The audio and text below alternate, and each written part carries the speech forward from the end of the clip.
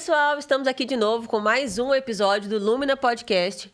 E hoje a gente está numa pegada mais filosófica, um tanto, mas assim, uma conversa mais séria, mas muito interessante com um grande amigo nosso. Eu sou Isadora. Marcelo Mundinho. E eu vou deixar para que ele apresente o nosso convidado hoje. Eu já tô rindo aqui. Ai, mano. A vontade de rir é grande, mas a de chorar é Gente, mais... não, eu tô rindo aqui. Meu Deus, o que foi que eu fiz com minha vida, Jesus? Hoje, como a Isadora falou, a gente tá com um amigo que a gente conheceu, né? Na mesma época, inclusive. Foi na época do English Meeting Online. De English Meeting Online, que já gravou com a gente também no Inconfidentes podcast. Gravou comigo e com o Nicola. E...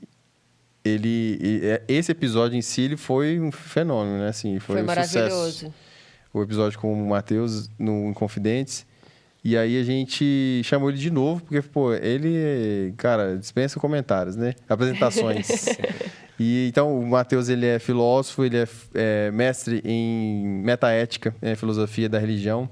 Não é isso mesmo? Exato. Então você apresenta, fala um pouquinho de você aí para quem não te conhece. Sim. No Inconfidentes a gente teve um retorno muito positivo, muita gente viu e gerou debates muito interessantes. A conversa foi muito legal, então a gente trouxe o Matheus hoje para a gente falar um pouquinho sobre filosofia, no modo geral, mas em algumas questões que a gente está vivendo no cotidiano, né? No dia a dia aí a gente... De 3 anos para cá tem bastante coisa muita pra falar. Muita coisa. Eu queria primeiro que você começasse falando da sua vida. Tipo, novamente, né? Acho que já deve ter falado, mas novamente falando de você, de como é que você chegou até... O que você fez, né? Tudo na sua vida aí para chegar até aqui. Até mesmo para os nossos novos espectadores te conhecerem. Claro, né? sim. Quem é o Matheus? Vamos lá. Ok, gente. Em primeiro lugar, obrigado por me receber de novo, né? Foi bastante interessante a experiência. 3 anos atrás já. Vai fazer 3 anos já. Primeira vez que eu vim. Foi muito bom. Meu nome é Matheus, como vocês já falaram, né? Conheci essa galera aí no English Meeting, né? A gente treinando o inglês ali, dialogando. Era online, né? Época da pandemia, nada para fazer. Então, gente, foi muito bom. Conversar filosofia em inglês, hein? Aí é complicado. Em português já tá difícil, né? Era um bom exercício. Gosta, né? Em inglês fica pior ainda o negócio, né? Gente, mas é isso. A minha trajetória é essa. Eu sou formado em filosofia pela UFMG. Fiz bacharelado. Depois eu fui para o mestrado e fui pesquisar temas relacionados à metaética e à filosofia da religião. Uhum.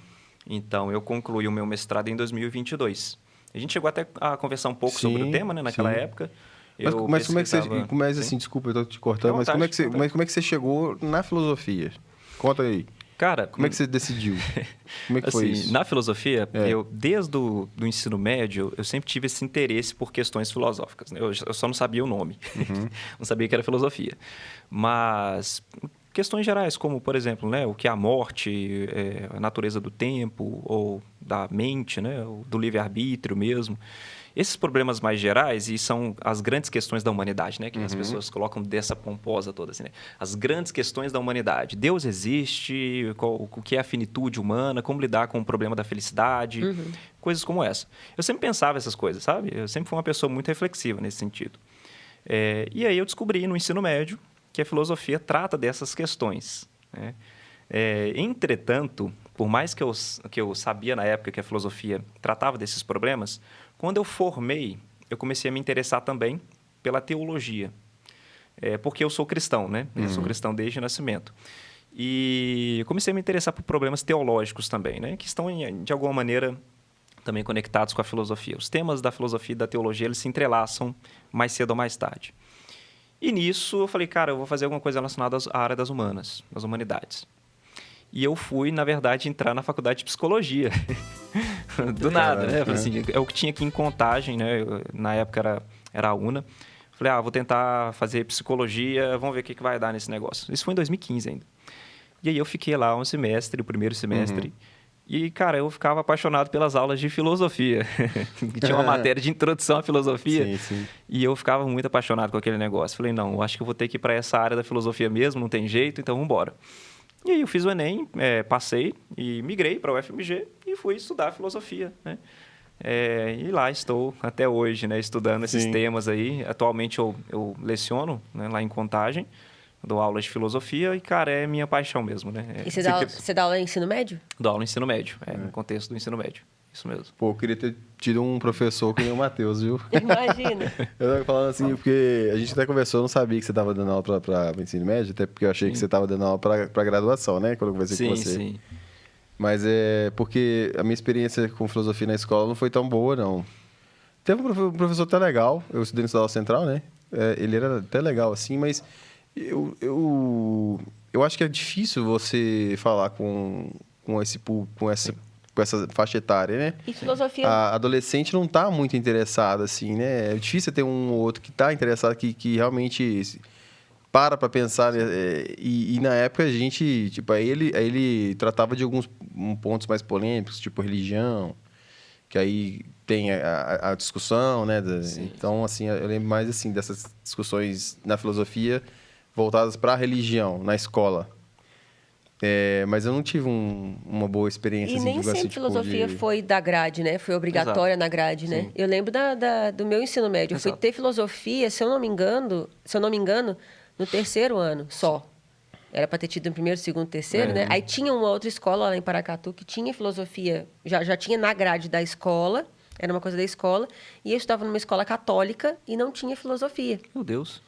E a gente foi ter filosofia, se eu não me engano, ou foi a partir do segundo ano ou a partir do terceiro ano só que a gente teve. Sim, teve uma época mesmo que a filosofia estava ausente, né? Do currículo brasileiro mesmo. E hoje em dia, a filosofia, você tem essa disciplina sendo ofertada só no ensino médio, assim. É muito raro você ter uma escola que tem filosofia no fundamental, por exemplo. A escola do Otávio tem. É mesmo? Geralmente escolas privadas, elas ofertam filosofia no ensino fundamental, até mais no ensino mais elementar mesmo. Mas, no contexto geral, é ensino médio. E agora, o problema com isso que você falou, e eu verifico esse problema, é um problema complicado, porque como a filosofia é uma disciplina que lida com temas muito abstratos, às vezes, sabe? Sim. Temas muito densos, assim. É difícil você comunicar todo aquele conteúdo numa linguagem que, primeiro, seja compreensiva e, segundo, faça sentido para a cabeça do adolescente, para que ele tenha algum tipo de interesse com aquilo, né? Tem que ser atraente de alguma forma, né? Tem que ser atraente de alguma forma, né? Eu tento fazer esse trabalho, né? Eu acho que eu tenho tido retorno muito positivo no meu trabalho. Assim, os adolescentes eles se engajam demais com os temas filosóficos e eles gostam muito da própria disciplina, né? Eles falam comigo, falam assim, professor, eu estou gostando muito da disciplina de filosofia, né? Eu estou gostando muito de abordar esses temas. Mas isso vai muito do professor também, né? Vai muito da sua didática, do jeito que você faz isso, do jeito que você introduz esse tema com as crianças, com os adolescentes, né? Exato. Eu acho Quinta que série, você tá aí rindo aí. Foi. Quinta série. Eu não gosto de usar essa palavra, mas quando eu uso, não tem como. Mas a gente usa muito, a gente usa esse termo, não tem jeito. A introdução Mas é isso, gente. Eu acho que a docência é um trabalho muito gratificante. Eu gosto muito do que eu faço. E a pessoa tem gostado do que faz. Exato. Mas é isso. Eu acho que vai de cada professor, de como ele leva, como ele transmite o conteúdo. E é sempre aquela questão, né? Se você simplifica demais, perde densidade. Mas se você também deixa muito denso, perde o interesse. Então, você tem que ter o equilíbrio, né? Transmitir de uma maneira simples, direta, objetiva, mas que seja densa o suficiente para a matéria também não ser banalizada, né? A filosofia fala de qualquer coisa. Você vai para o boteco, toma cerveja e fala o que você quiser. É claro que não. Filosofia não é isso. Eu tive Depois da escola, eu fui para a UFMG. No primeiro semestre, a gente tinha o ciclo básico, que hoje não tem mais, na biblioteconomia, que eu acho que foi uma perda. E aí eu fiz a disciplina de filosofia, mas na época, cara, eu tinha o quê? 21 anos. Eu não tinha uma bagagem boa, não, para ter feito uma disciplina de filosofia na graduação, sabe? Eu senti dificuldade pra caramba. E falta de interesse também. Sim. Porque eu ficava assim, tipo, mas por que eu tô fazendo isso, né? E eu demorei para me atinar, sabe? Tipo, daquele estalo assim, pô, mas isso aqui é muito importante. Sim. E foi muito importante pra minha formação da graduação, no restante da minha graduação. E pra vida, velho. Para entender o que eu tô fazendo, tipo, o que eu tô fazendo, né? Assim, onde que eu tô... Ocotô, não, exatamente, mas isso é engraçado. As grandes questões da humanidade. Sim, de você... e você ter uma autonomia, assim, é um senso crítico, né? É construção do senso crítico. Então, eu acho extremamente importante, assim, e as pessoas não dão muito valor, não dão muita atenção. Mas toda vez que você tem um grande estudo, você tem uma filosofia que embasa Porque surge de uma pergunta, né? Exato. Eu estava falando com você sobre a filosofia da informação. Você falou assim, não conhecia, né? Sim. Porque quando você começa a questionar coisas que você trabalha... Eu trabalho com informação. Então, você começa a questionar coisas sobre aquele tema, então surge um novo ramo da filosofia. É um universo imenso a filosofia, cara. É por isso que você tem, hoje em dia, essa hiperespecialização em áreas específicas do conhecimento. Porque o conhecimento está tão vasto, né? Que você não consegue ser especialista em tudo. Você não consegue dar conta de tudo, né? Então, a filosofia, assim, o trabalho é um trabalho de formiguinha, né? É a divisão social do trabalho mesmo, cognitivo, né? Então, você vai pesquisar na filosofia, você faz uma graduação, você acha uma área para você se inserir, porque senão você não dá conta de abordar todos os temas. Não tem jeito, é impossível. Sim, sim. E aí, puxando para essa questão da filosofia da informação, que eu estudei filosofia da informação no meu mestrado. Em doutorado eu estou deixando a desejar bastante em relação a estudo, porque só trabalho e eu não estou tirando tempo para estudar. Mas quando eu estudei filosofia da informação, é justamente essa temática dos dados, né? Que já vem há alguns anos já sendo discutidos, e agora que mais em alta a IA, porque a IA ela nada mais é do que um banco de dados, dados que são interpretados por uma máquina, né? E que gera padrões e que interpreta padrões e que consegue ali te dar uma resposta a partir seu prompt de comando. Ela analisa o que ela tem de dado ali dentro do padrão e te entrega o que você precisa, né? Exato. Então, que é o machine learning, é o deep learning, né? Que são termos da computação, mas que define, que estão envolvidos nessa questão da IA, da inteligência artificial, de como que surge a inteligência artificial. Então, ela se baseia em dados. Então, eu estudei isso por um tempo. Então, tem questões filosóficas nisso, né? Aí eu vou te fazer uma, que a gente já estava no off, né? Que existe inteligência artificial? Como que porque a gente tem uma inteligência inerente ao ser humano, nossa, que é feita de carne e osso, né? A gente tem um cérebro. E como é que é a inteligência artificial? A gente pode chamar isso de inteligência, de fato? Ok. Vamos lá. Para entender esse problema da inteligência artificial, né, você usou alguns termos interessantes. A inteligência interpreta alguns dados, né? Sim. E aí, o que seria a própria consciência, né? O ser humano, ele pensa, o ser humano, ele entende, raciocina. O que seria isso? Seria possível não só simular o pensamento humano, mas, de fato, produzir estados mentais em uma máquina, né? Porque eu acho que são questões muito diferentes, né? Na filosofia da mente, a gente separa essas coisas, né? Uma coisa é você simular algo. E simular a inteligência humana a gente consegue. Hoje, e daqui a algum tempo, nós vamos conseguir fazer isso de maneira que não vai ter como mais distinguir, né? Se você está conversando com a máquina ou com o ser humano. É o famoso teste de Turing, né? Lá da década de 50. Sim. A gente pode falar disso um pouquinho depois. Mas isso é simulação do que o ser humano faz, né? Outra coisa é você produzir o que a consciência humana é, né? E aí a gente precisa separar essas duas coisas. Para entender, eu acho que cabe um breve contexto histórico de onde surge esse problema, né? E para onde a gente está hoje. Hoje em dia, na filosofia da mente, a discussão era uma discussão bastante atual, bastante difícil, tá? As abordagens de teoria são diversas. Eu vou falar de pelo menos 3 abordagens aqui, mais para o final. Mas para vocês entenderem o problema. É o problema mente-corpo, na filosofia da mente. E que problema é esse? É como você relaciona os aspectos mentais, da vida mental do indivíduo, né? A sua fenomenologia, como você percebe as coisas, como você sente as coisas, interpreta, acredita, deseja, com a natureza corpórea do ser humano, né? Você disse, né? Que nós somos seres pensantes de carne e osso, né? Sim. Isso aí já é parte do problema, né? Na década de 50, surgiu uma teoria que a gente chama de materialismo. Teoria materialista da mente. Alguns autores como Feigl, como o próprio J.C.C. Smart, eles publicaram na década de 50 a seguinte ideia. A gente chama de teoria da identidade mente-corpo. Tá? Seres humanos são seres materiais, né? Ponto. E quando nós pensamos em algo, pensa numa casa, por exemplo, agora. Você está pensando numa casa. Quando você pensa nesse algo, né, você tem uma estrutura neurofisiológica no seu cérebro sendo ativada, uma estrutura específica, né? Neuronal mesmo, né? Você tem uma ativação. E os filósofos, como não sabem de fisiologia humana e de anatomia cerebral, eles utilizam fibra C. Filosofia da mente. Fibra C disparando. Você tem a fibra C disparando no seu cérebro quando você pensa sobre uma casa, por exemplo. Né? Tá. E aí a questão é o seguinte, como nesse contexto da década de 50 estava surgindo aquelas máquinas de mapeamento cerebral, então a ideia é, bom, gente, estados mentais nada mais são do que propriedades neurológicas cerebrais específicas. Então, a propriedade neurológica fibra C disparando significa casa.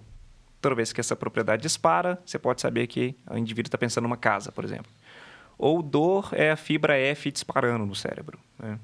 Toda vez que você tem uma dor, um lado lá no hemisfério superior direito do cérebro está disparando lá com a fibra Z, né? Muito simples essa ideia, muito didática para entender, né? Então, ou seja, estados mentais nada mais são do que propriedades materiais neurofisiológicas no cérebro. Tá. Né? E aí você tem uma teoria da identidade, por quê? Porque você tem uma identidade entre sentir uma dor e o que é esse sentir essa dor, qual que é a natureza, né, dessa dor. É essa propriedade cerebral que está sendo ativada quando você está sentindo a dor. Simples assim. Não existe uma alma sobre o cérebro que está sendo ativada, não existe uma consciência imaterial. Você é um ser de carne e osso, um ser cerebral. Tá? Identidade mente-cérebro, principalmente. Bom, qual que é o problema com isso? Por que essa teoria, hoje em dia, ela é pouco aceita? Por mais que ela seja intuitiva, né? Mas por que ela é pouco aceita hoje? O primeiro problema com essa teoria é que, veja, se é verdade que existe uma identidade estrita entre o estado mental dor e o neurônio da fibra C disparando, eles são a mesma coisa no final das contas, não tem nada mais do que a própria ativação dessa propriedade, na verdade, dessa propriedade não, dessa substância, né, que é o neurônio. Como é que ficam os outros animais e as outras espécies? Porque eles têm outros aparatos neurofisiológicos, né? Sei lá, um polvo pode sentir dor também. É intuitivo isso. Um cachorro pode sentir dor. Só que ele não tem a mesma propriedade cerebral que a gente tem. É diferente. É diferente. Né?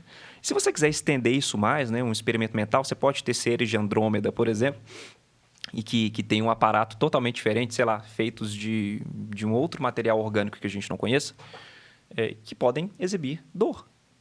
Mas qual que é o problema disso aí? É que se você tem uma teoria da identidade, então, dor é fibra C. Ela é fibra C em todas as situações, em todas as circunstâncias. É o que a gente chama de todos os mundos possíveis. Em todos os mundos possíveis, uma vez que dor e fibra C é a mesma coisa, então dor deve ser a fibra C disparando em todos os seres, em todos os lugares. Só que isso não acontece nem na Terra, né? Nós temos várias espécies, né, no mundo que provavelmente sentem dor, e que não tem fibras C, como a gente tem. Sim. Então, a dor não pode ser fibra C, não pode ser reduzida a fibra C.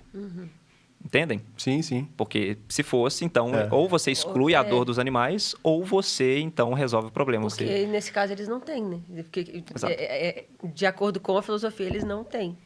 Se você for um materialista estrito, que a gente chama de teoria da identidade tipo-tipo, né? O tipo dor é igual ao tipo fibra C disparando, então, você exclui os animais de sentirem dor, de ter mínimo de senciência, né? Sim, sim. O que alguns filósofos chegaram nessa conclusão, tá? Que é um pouco absurda, né? Na Idade Moderna, o René Descartes, o francês, ele escreve, né, sobre isso e ele fala, os animais são meros autômatas. Eles não sentem dor, eles não têm vida mental. Mas de onde que como que foi? De onde que eles tiraram isso, de que os animais não sentem dor? Que tipo de estudo que eles fizeram para isso? Esse é um grande problema, que a gente vai entrar daqui a pouco, que é o problema das outras mentes. Tá. Que problema é esse? Eu conheço minha vida mental, mas a minha vida mental é privada por definição. Por quê? Sentir dor é algo privado, é eu que sinto. Tá. Você que está observando de terceira pessoa, você pode observar o meu cérebro sendo ativado na parte onde geralmente a dor é ativada.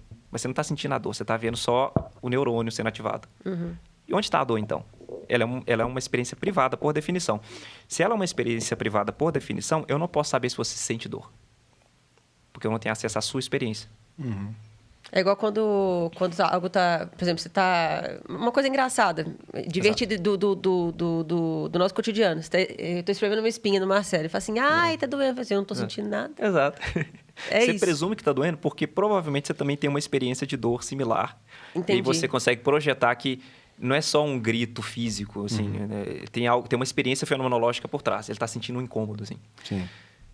Isso não é só com os animais. Eu não sei se você sente dor. Entende? Então, mas a gente vai chegar nesse problema. Mas é mais ou menos por aí, né? A vida mental parece ter um caráter privado. Eu sei da minha vida mental, eu sei do que eu estou pensando, eu sei do que eu estou sentindo. Você pode saber o que eu estou sentindo por terceira pessoa, mas você não pode sentir o que eu estou sentindo por definição. Então não dá para saber. Talvez existem pessoas aí que não sentem absolutamente nada, ou talvez existam, que são situações hipotéticas, né? Na filosofia a gente lida com coisa de maluco, não é mesmo? Mas o que a gente chama de zumbis filosóficos. É um conceito técnico isso na filosofia. Zumbis filosóficos. Essa dificuldade, ela existe e por isso que é tão difícil ser empático. Porque a Sim. empatia surge daí, você se colocar no lugar do outro. Exato. Porque se você... É porque a gente sempre se mede pela nossa experiência. A gente mede os outros pela nossa experiência. Exato. Né? Então, a empatia ela é tão difícil por isso, porque você não sabe como o outro se sente. Exato. Por exemplo, se você nunca quebrou um osso, você não sabe, como é a dor de quebrar um osso. Exato. Exatamente isso. Então... E isso para todos os outros sentidos, né? Sim, para tudo. Aí você pode extrapolar isso para todos os Exato. outros sentimentos, né? Esse problema das outras mentes, ele é, assim, ele parece ser um dos problemas insolúveis. Sim. Não tem como você resolver esse problema, né? Eu não consigo estar na experiência do outro, porque se eu estou na experiência do outro, eu estou tendo a minha experiência do que é ter a experiência do outro, né? Então já é a minha experiência também. Mas isso que você falou é interessante. Não só nessa questão do sentir, né, ou da empatia, mas de qualquer outra coisa, né? Os nossos sentidos são limitados enquanto espécie humana, né? A gente sabe o que é enxergar, o que é ouvir, o que é sentir um gosto, por exemplo. Mas tem outras espécies que têm um espectro de cores, por exemplo, muito superior à nossa. A gente não sabe nem o que é isso. Né? E o problema não é que não está no mundo, né, as coisas, é que nós não temos cognição para acessá-las, né? Sim. Então, um experimento mental que eu faço com os meus alunos, para eles entenderem isso, pensa numa ilha onde só tem gente com 4 sentidos, mas não tem a visão, desde nascença, né? Bom, as pessoas vivem lá do jeito que elas podem viver, né? Com o tato, com a audição, né? O olfato e tal. E aí chega um cara lá que tem a visão, cara. O cara enxerga as coisas, né? E como é que seria essa experiência nesse mundo? Primeiro que as pessoas acreditariam que é sobrenatural. Que esse cara tá Porque tendo. eles nunca experimentaram. Não sabe o que é visão. Bom, como é que você sabe que tem um objeto ali sem tocar? Não, isso aí é sobrenatural. Porque a gente define o natural por aquilo que a gente constrói enquanto comunidade, né? Humana, né? Então, é sobrenatural para essa comunidade esse indivíduo conseguir saber que esse celular está aqui e não ali, sem precisar tocar, sem ouvir, né? Nada. Eles simplesmente sabem. Mas como que você sabe? E como é que esse cara explica também esse sentido para essa comunidade? Ver o amarelo é como uma cor forte, é uma cor quente, mas parece intransponível, sabe? As experiências, né? Dos sentidos. Sim. O amarelo não tem como você descrever, né? Você só consegue saber o que é ver amarelo vendo. Não é? Então, veja. Agora, veja. Nós estamos acostumados também com a visão, mas vai saber o que tem mais no mundo que a gente não consegue captar porque a gente tem uma cognição homo sapiens da nossa espécie. Não sabemos nessa sala aqui agora. Pode ter várias coisas que nós não conseguimos captar. Sim. Mas nós não vamos captar, não é porque elas não existem. É que nós não temos esse aparato cognitivo, né? Sim. E isso só me retoma... Eu sempre falei aqui... em podcasts, né? Porque esse não é o primeiro podcast. Ou em Confidentes. Eu não lembro se eu falei disso naquela nossa gravação. Mas o Carl Sagan, ele explica para mim muito didaticamente essa situação aí. Num vídeo antigo, né? Que ele gravava vídeo na década de 70, eu acho. E aí tem no YouTube, se você tiver interesse em saber que vídeo é esse, ele faz um experimento, ele mostra didaticamente com papel e uma maçã, como seria a questão da quarta dimensão. Isso já é interessante. Porque ele explica a segunda para a terceira dimensão, né? É muito bom esse vídeo. E é super didático para você entender que realmente, se existe alguma coisa além da gente, a gente não consegue, jamais vai perceber. Exato. E é um plano diferente. Exato. Então, isso aí te abre muita mente. Abre muita mente, cara. Fala sério. Um conceito que é filosófico, que explica isso, que vem sendo mais explorado ultimamente, mas que muito pelo filósofo Colin McJim. E outros também, como o próprio o Thomas Nagel, né, e o Chomsky, mas é o conceito de naturalismo transcendental. Naturalismo transcendental. Eles são os novos, ou os neomisterianistas. Mas o que é isso, né? Naturalismo transcendental. Que nome, né? Naturalismo a gente tem por gente pelada, né? Largados pelados. Sim. Sou naturalista que a gente vê por aí. É o pessoal que... Aquela coisa, vou viver livre. É um Adão e Eva no mundo contemporâneo. Você joga lá na selva lá, naturalismo. Pois é, aí vem a parte do eu curiosa, né? Porque o Matheus dá aula. Eu sou adolescente e aluna dele aqui agora e tá me explicando as coisas. Então, assim, são termos que você usa, que a gente escuta, que o leigo escuta hoje, igual a associação que eu fiz foi essa. A ideia é mais simples do que isso, assim, é bem simples, né? O que a gente chama de a ideia do fechamento cognitivo. O que é isso? É que tem certos problemas... que a gente estava até comentando um pouco sobre isso antes, tem certos problemas humanos mesmo, do conhecimento humano, que nós não conseguimos resolver. Né? Por exemplo, o problema do determinismo e livre-arbítrio. A gente está 2000 anos tentando resolver esse negócio. Né? E é muito difícil, não dá para resolver, parece que é insolúvel. O problema mente-corpo, que eu comecei a falar um pouco aqui, né? Como é que as propriedades mentais se relacionam com o corpo? Né? Existe uma mente acima do corpo ou é só o corpo? Como é que funciona isso? Esses filósofos, que são os naturalistas transcendentais, eles chegaram a uma conclusão que é uma conclusão a partir do fracasso, eu diria. Né? Mas é uma conclusão inteligente. Né? É o seguinte, olha, talvez não é que não exista solução para esses problemas. Talvez a solução seja até óbvia, né?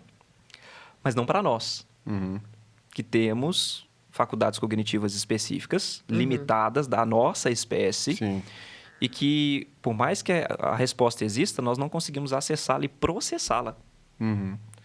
Exemplo, se você tem um problema de álgebra lá, né, você sabe a solução, porque você tem os aparatos cognitivos para fazer o cálculo, certo? Você consegue chegar na resposta, como espécie humana. Mas se você dá o mesmo problema para sei lá, um outro primata, para um cachorro, você pode deixar o cachorro até o infinito lá, tentando ler aquele negócio, tentando compreender, tentando resolver. Não é que não há resposta, é que o cachorro não tem as ferramentas cognitivas para responder o problema, entende? Só que como nós somos muito autocentrados, e nós acreditamos que nós podemos solucionar tudo, né? Esse é um problema. Nós esquecemos da nossa limitação, da nossa finitude, enquanto espécie mesmo, né? Então, esses problemas, eles vão dizer, não é que eles não tenham respostas, é que provavelmente essas respostas existem e uma vez que nós temos fracassado por 2000 anos, então quer dizer que nós não temos como acessar essas respostas, processar essas respostas, entender essas respostas. É uma limitação nossa. Né? Eu acho que isso é muito libertador, sabe? Tem certas coisas que nós não vamos responder, eu acredito. Né? Isso não é tornar o conhecimento preguiçoso, ou o trabalho cognitivo preguiçoso, não é isso.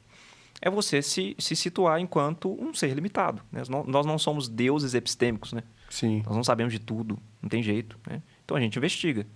Mas é isso, eu acho que só de você saber que tem certos problemas que é possível que nós não consigamos resolver, isso já é um grande avanço. Sim. Eu estou fazendo esse paralelo com o Carl Sagan, mas com esse vídeo. É muito interessante, porque assim, aí eu pego justamente nessa questão que a gente abordou no outro episódio, que é a religião dentro desse processo de inferência, né? Tipo, pô, existe alguma coisa, né? Sim. Ou não existe. Então, se existe alguma coisa, se existe um Deus, né? Onde que ele está? Sim. Né? E aí o Carl Sagan te fala, olha, tem uma quarta dimensão. Possivelmente existe uma quarta dimensão. Só que a gente nunca vai conseguir perceber.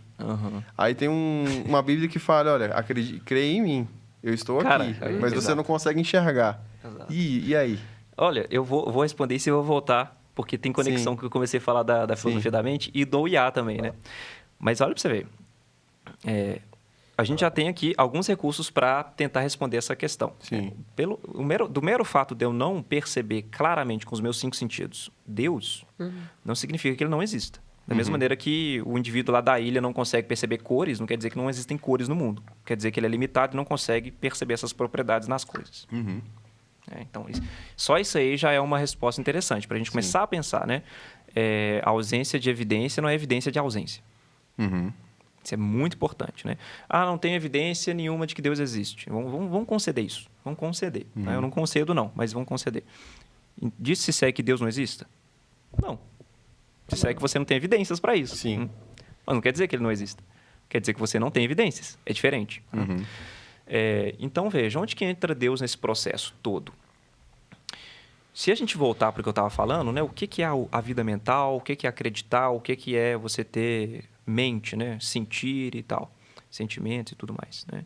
E como nós interpretamos o mundo de maneira bastante limitada, conforme a nossa espécie Homo sapiens. Eu não sei como é que um gato enxerga o mundo, eu não faço ideia como é que um morcego se move por ecolocalização, eu não faço ideia o que é isso. Sim. Que eles se movem assim, não sei como é que é. Tá? Então, eles enquadram o mundo de uma maneira totalmente diferente de mim. E aí o ponto é, o que é o mundo, então? Do ponto de vista objetivo. Porque eu sei o que é o mundo para a espécie humana. Nós compartilhamos a mesma estrutura e filtramos a nossa experiência de mundo de maneira espaço-temporal, com cores, paleta de cores limitadas do nosso espectro, que a gente consegue enxergar, de maneira tridimensional e tal, aquela coisa toda. Sim. E os outros animais que podem perceber de uma maneira diferente? Outros seres que podem perceber de maneira quadridimensional? Eu não sei. Né? A questão é, fora das percepções de todas essas espécies, como é o mundo do ponto de vista do olho de Deus, como a gente fala na filosofia, né? Fora das experiências. Já parou pra pensar nisso? Eu estou pensando agora. É difícil demais. É difícil, porque não tem como você sair da sua cabecinha assim, dar uma olhadinha assim, deixa eu olhar como é que é o mundo fora da... Não tem como, né? Não tem jeito. Então, a gente tem que lidar com esse problema. Olha, nós percebemos o mundo da forma como a espécie humana percebe. Sim. Agora, o que é o mundo em si mesmo, qual espécie está captando o mundo como ele é objetivamente, não sabemos. É o problema das outras mentes de novo. Sim. As outras mentes percebem de outra maneira. Mas é o mesmo mundo, é isso que é interessante. É o mesmo mundo, cara. Sim. Então, nós estamos presos. Aí, o que isso tem a ver com Deus? Existe uma série de argumentos interessantes que mostram que a existência de um Deus, que a gente chama o Deus dos filósofos, o Deus clássico, né? Totalmente onisciente, onipotente, benevolente, né? A existência desse Deus faria alguma diferença nesse processo para que a gente tenha certeza de que nós estamos acessando o mundo e, portanto, tendo concepções verdadeiras de mundo? Porque a verdade que é entendida muito no sentido relacional. Eu tenho uma crença verdadeira, sei lá, de que o celular está em cima dessa mesa, porque corresponde com o fato no mundo de que o celular está em cima da mesa. Se eu creio que o celular está em cima da mesa e no mundo o celular não está em cima da mesa, minha crença é falsa, certo? O celular está em cima da mesa, mas não está lá, no fato no mundo não está lá o objetivo, então é falso. Então, a verdade ela é muito entendida no sentido relacional. Claro que tem uma série de problemas com isso também, mas se isso é verdade, se Deus não existe, se ele não criou o ser humano e ele não formatou a mente humana para se adequar a como o mundo é de maneira objetiva, ou seja, é o que Tomás de Aquino dizia, né, para ter uma adequação do intelecto com a realidade, então nós estamos à deriva evolutiva. E eu não estou nem dizendo que se Deus existe, a evolução é falsa, porque eu mesmo acredito na teoria da evolução. O problema é a teoria da evolução não orquestrada por um Deus que guia o processo evolutivo, né? Esse é o grande debate metafísico aí na filosofia da religião atualmente. Mas, se esse Deus não existe, existe então um processo evolutivo que forjou a sua mente, certo? Nosso cérebro aqui, ele está aí na sua cabeça agora, você está utilizando ele agora. Ele não foi formatado nos últimos 12 mil anos, tá? Você tem um cérebro do período do Pleistoceno na sua cabeça. Do quê? Do Pleistoceno. É o período de 12 mil anos atrás, 30 mil anos atrás. não teve últimas atualizações desde lá. É o iPhone 1 na história humana, tá? E a gente está utilizando esse cérebro. Ele foi forjado num ambiente evolutivo. E a grande questão é, se ele foi forjado num ambiente evolutivo, como qualquer outro tipo de aparato cognitivo das outras espécies, como confiar, então, no nosso cérebro para acessar a realidade, né? Como? Como é que eu sei que é o meu cérebro que está acessando a realidade? Só tem uma opção aqui. Só se você acreditar que o processo evolutivo ele calibrou não só para você ter um cérebro eficiente para você sobreviver, mas também para você captar a verdade do mundo. E isso é difícil de defender. Porque a evolução está preocupada com sobrevivência, eficiência. O seu cérebro, como tem um autor na filosofia, que é o Kim Sterelny, ele fala que nós temos uma gambiarra cognitiva na nossa cabeça. Sim. é o que deu para ter no processo evolutivo, é o que sobreviveu, né? O que foi vantajoso, né? naquele período. Sempre foi é sobre isso, né? Sempre Exato. foi sobre isso. Essa questão do... Porque, assim, você pega... eu estava pensando, você estava falando, eu pensando... se toda a nossa história, desde o Big Bang, se é que houve um Big Bang, né? Porque, assim, tem gente que não acredita, enfim, mas falando no conceito que a ciência adota, o que foi que aconteceu, nós estamos no dia 31 de dezembro. Se fosse para contar lá do Big Bang até a história atual, até hoje, em um ano, então nós estaríamos de 31 de dezembro. Exato. Só que na véspera de 1º de janeiro. Exato. Ou seja, a gente está... Nossa história recente, ela está no finalzinho ali. Então, é tudo muito novo, Exato. né? E aí, então, assim, o que a gente conhece de história é muito novo, perto do mundo, perto de tudo. E aí, eu estava querendo fazer esse paralelo com não deixa eu me perder, não. Peraí. O que você estava falando? Bem aqui, ó. Não, eu tô aqui porque também tentando lembrar, porque era um paralelo que eu queria fazer com você, dessa questão do homem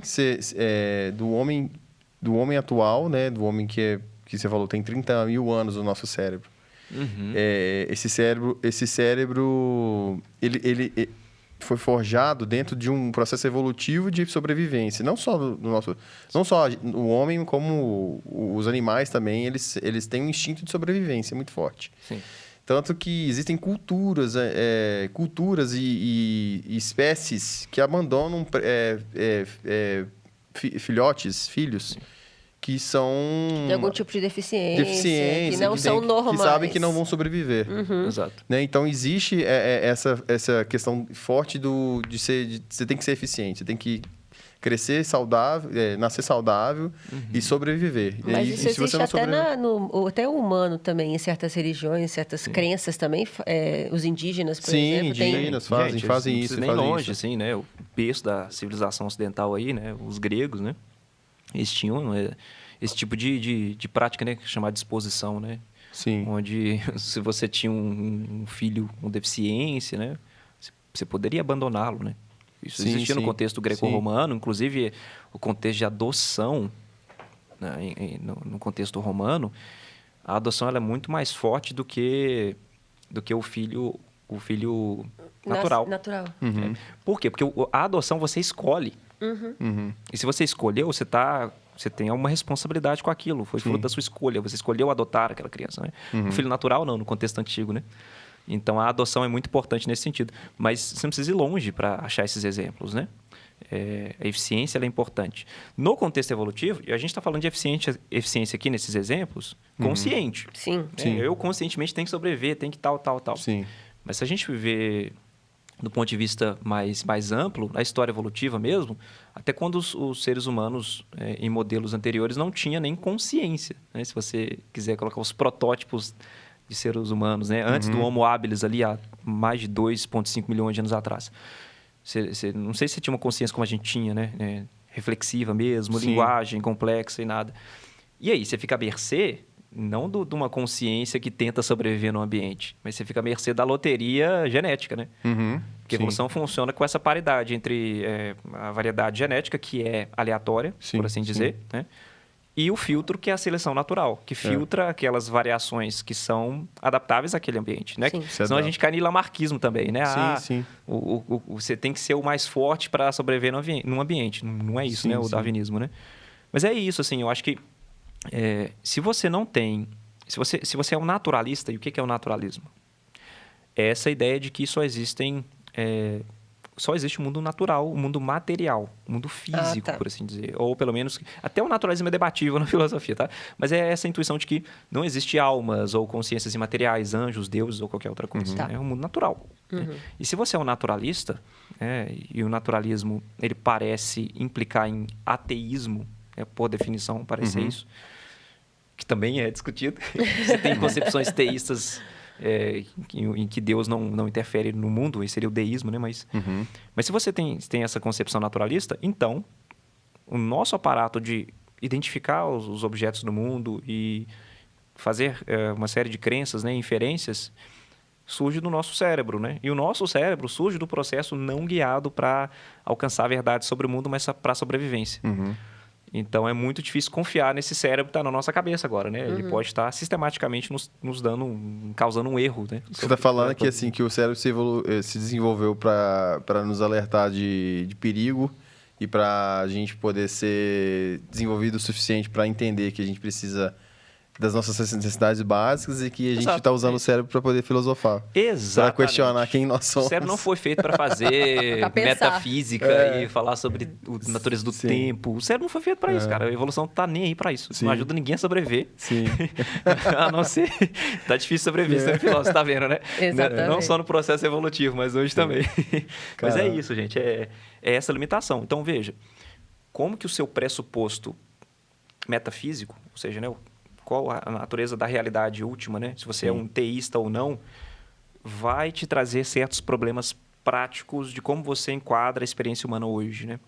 Então, tem um filósofo que eu pesquisei no mestrado, que é o Alvin Plantinga, já falei dele aqui no outro podcast. O argumento dele é esse, né?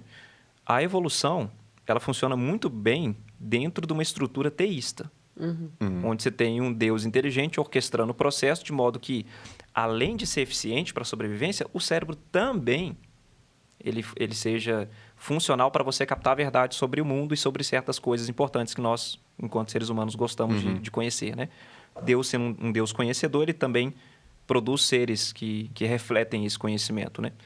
E nesse sentido, então, você tem o processo evolutivo como instrumento de Deus para trazer à tona seres complexos cognitivos que conseguem conhecer a verdade, porque eles têm esse propósito, né? Agora, se você tira isso desse horizonte aí, e Deus não existe evolução, né, naturalista, então nós temos boas razões, é o que o Alvin Plantinga vai argumentar, um argumento super, hiper complexo lá, com cálculo bayesiano, tanta coisa. Se vocês querem saber sobre isso, leiam lá, minha dissertação tô no Google.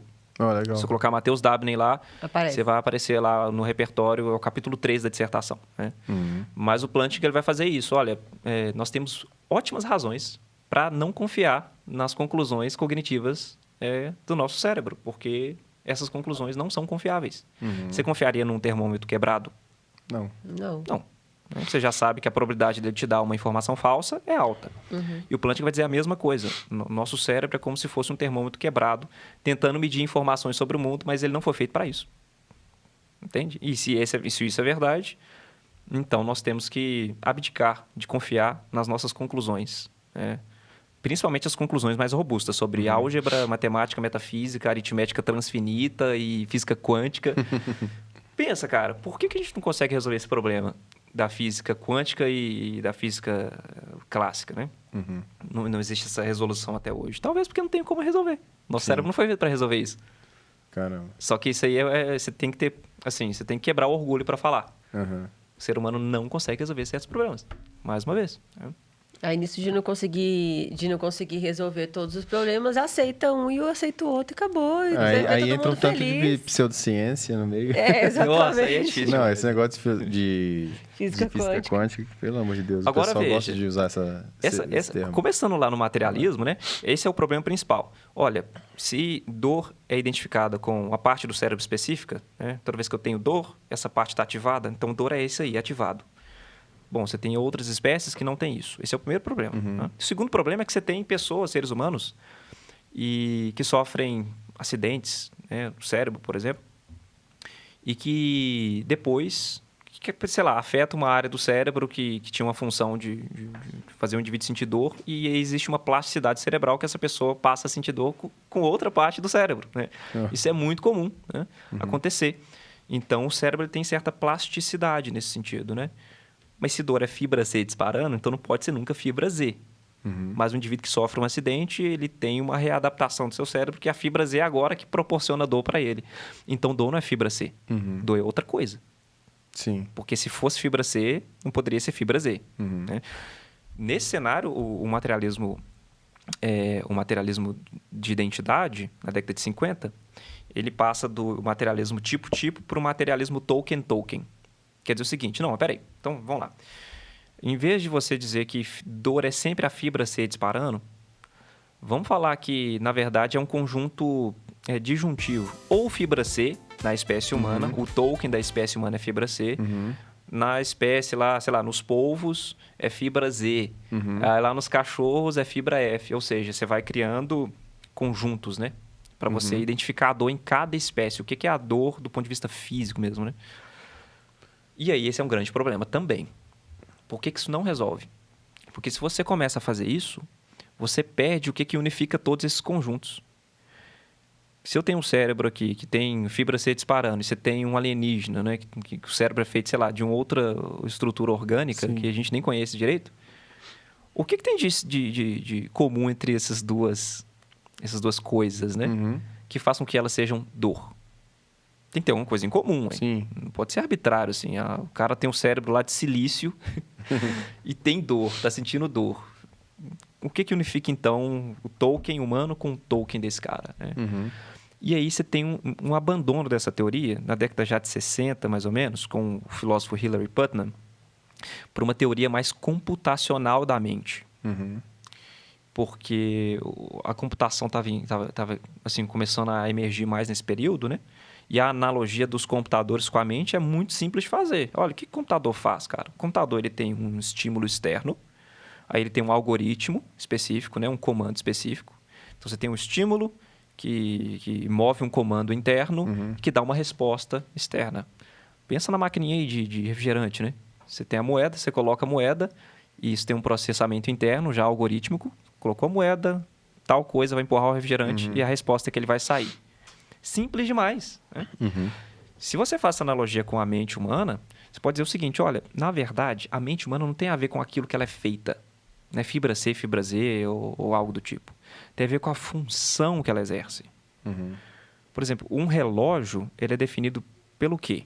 Pela função que ele exerce. Sim. Você tem um relógio de madeira, você tem relógio de metal, você tem relógio de plástico, são matérias diferentes, certo? Você tem relógio quadrado, redondo, sei lá, azul, preto, amarelo. Tudo isso é irrelevante. O substrato material é irrelevante para definir relógio. O que define o relógio, então? Aquilo que tem a função de marcar a hora. Sim. Qualquer objeto. Relógio de parede, relógio de pulso, relógio digital. O que unifica aí essas coisas? O que unifica é a função que ela exerce. Sim. Então, o que seria, então, a dor, né, para o funcionalismo? A dor seria uma função específica. Você tem um estímulo externo, você coloca o dedo numa superfície quente. Sim. Você tira o dedo, né? Por quê? Dedo em superfície quente tem uma função neurofisiológica que vai fazer com que você tenha uma saída de comportamento que é remover o dedo. Certo? Sim. Isso é dor. Não importa o que está aqui no funcionamento interno, entende? O importa é a função do funcionamento interno que faz com que o estímulo seja recebido e uma resposta específica seja dada. Se um cachorro que tem uma mentalidade diferente da minha, do ponto de vista material, ele faz a mesma coisa, encosta e tira e grita, é a mesma função, cara. Sim. E aí que vem a questão da IA. Por quê? Se você reduz a mente a isso, a meras funções, se você é um funcionalista, então, você nesse caso, você pode então fazer uma máquina, né? Em princípio você pode fazer uma máquina que tenha um algoritmo específico, que quando ela coloca um dedo numa superfície quente, o algoritmo faz com que ela remova o dedo e apresente um som, um grite, né? Um grito de dor, provavelmente. Ou seja, se ter uma vida mental é somente isso, tá fácil, cara. Tá fácil você produzir inteligências como a nossa mesmo, né? E não só simular a inteligência, mas ter uma inteligência de fato. É você rastrear o cérebro humano, você ver as operações algorítmicas, né, que o cérebro produz, identificar esses estados. Isso aqui é dor, isso aqui é acreditar que está chovendo, isso aqui é tal. Você, então, produzir uma inteligência sintética ou algorítmica também, que vai ter uma vida mental como a nossa. É meramente uma função sintática. Como a sintaxe funciona, né? na gramática, né? Sim. Você tem a sintaxe lá, você tem a organização das palavras que vão produzir, né, um sentido específico.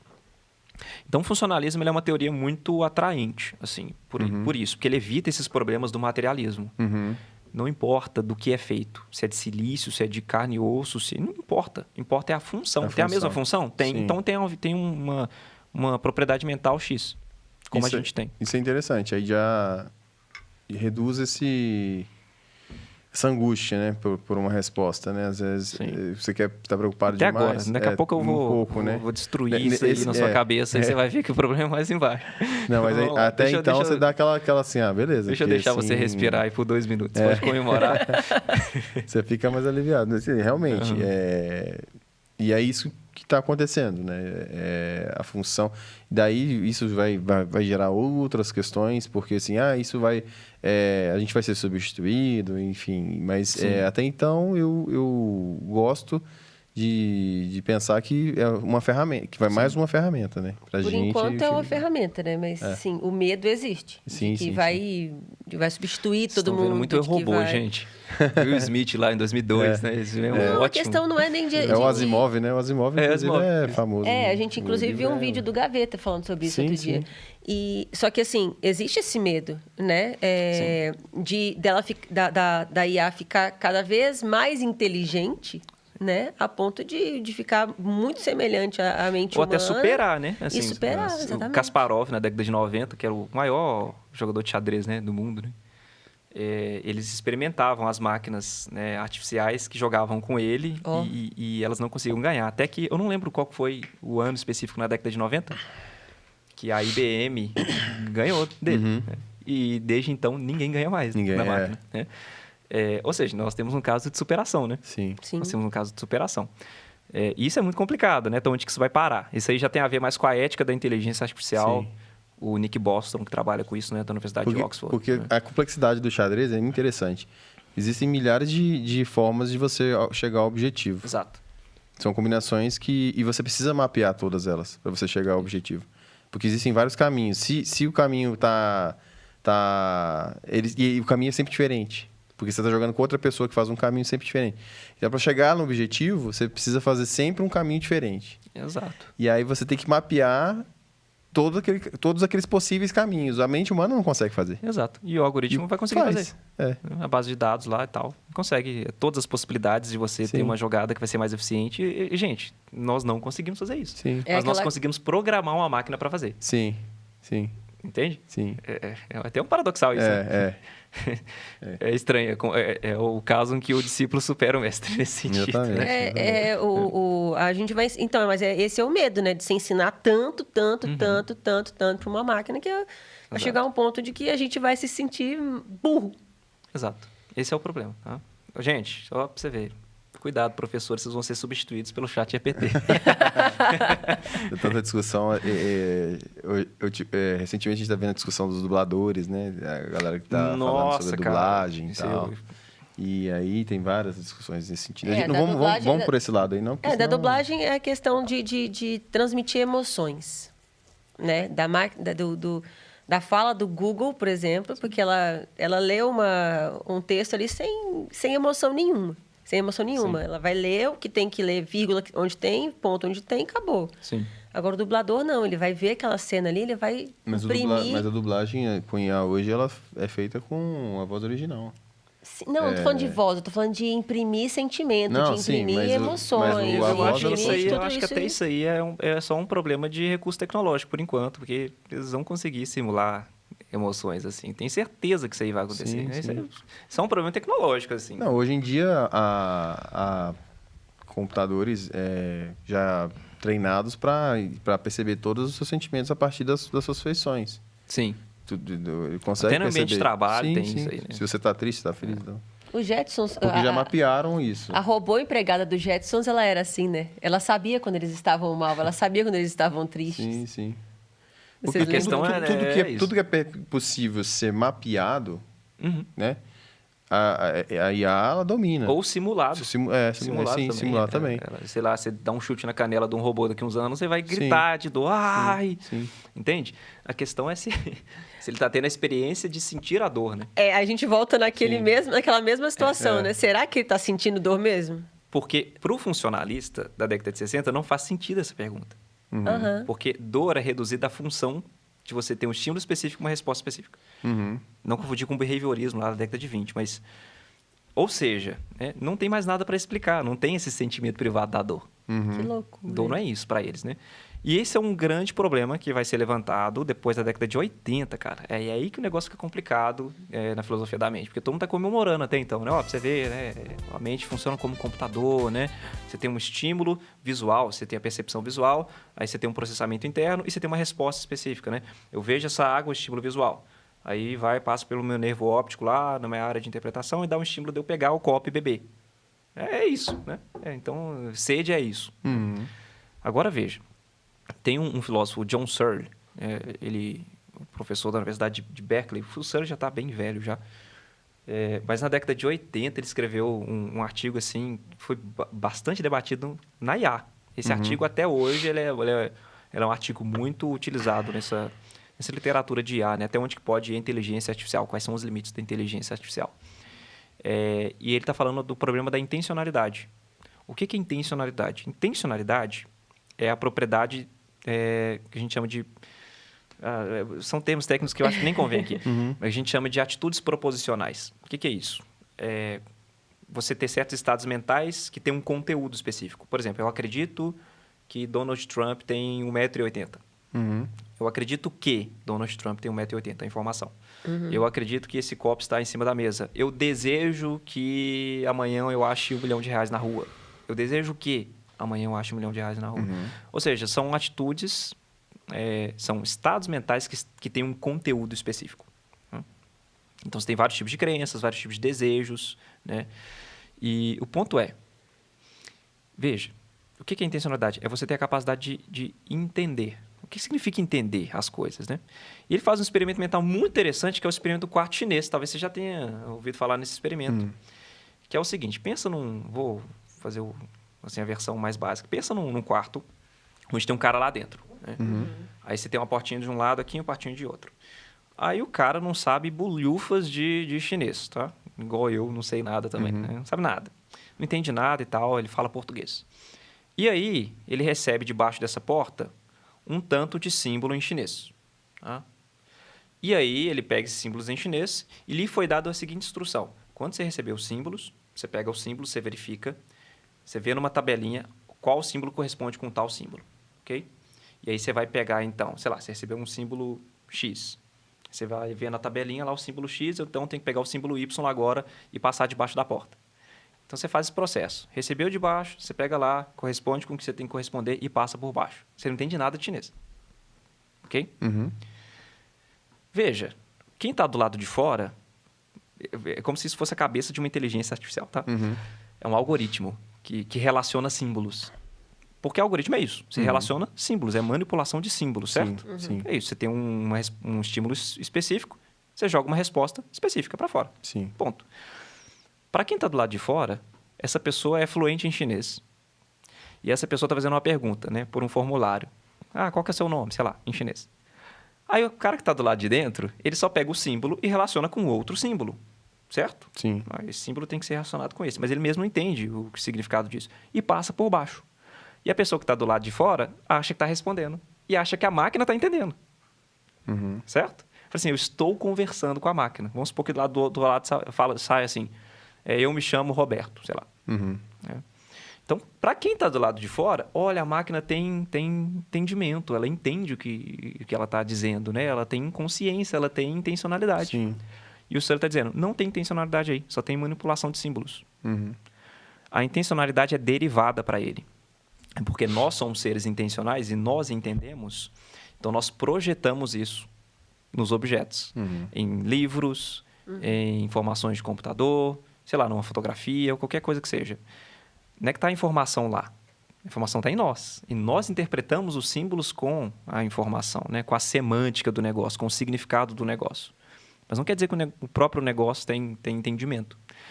Você pode pegar esse exemplo simples e você pode complexificar. Um ser totalmente complexo que você pergunta várias coisas, como a própria... esqueci o nome dela agora, do iPhone. A Apple? Não, aquela inteligência artificial que você conversa com ela, esqueci agora. Siri. A Siri.